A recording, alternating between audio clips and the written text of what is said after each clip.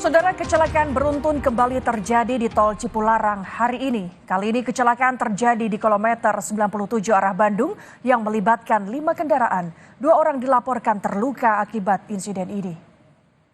97 laka, jalan ketutup semua nih. Jalan ketutup Prima Jasa. Truk ini sama Budiman.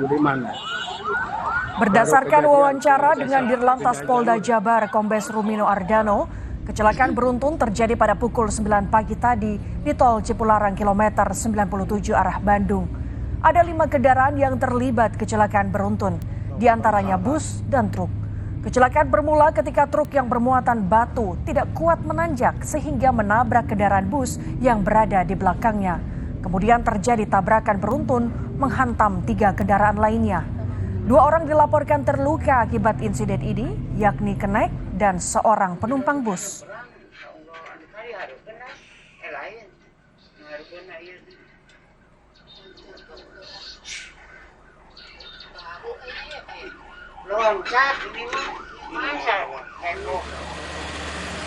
Petugas derek tol Cipularang bersama polisi mengevakuasi satu persatu kendaraan yang terlibat kecelakaan di ruas tol Cipularang arah Jakarta menuju Bandung, kilometer 97-200 Darangdan, Purwakarta, Jawa Barat.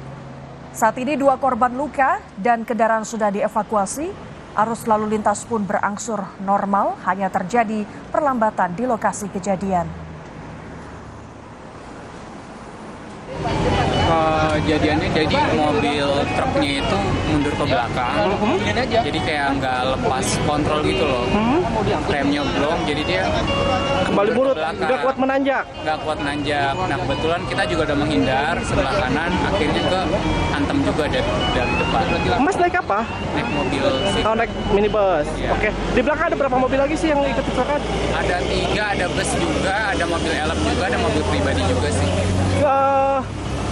Ada korban nggak dalam kecelakaan? Tadi ada yang dibawa pakai ambulans, kayaknya supir Hias itu deh, mobil minibus deh. Oke. Luka ya? Iya, luka. Tadi dibawa.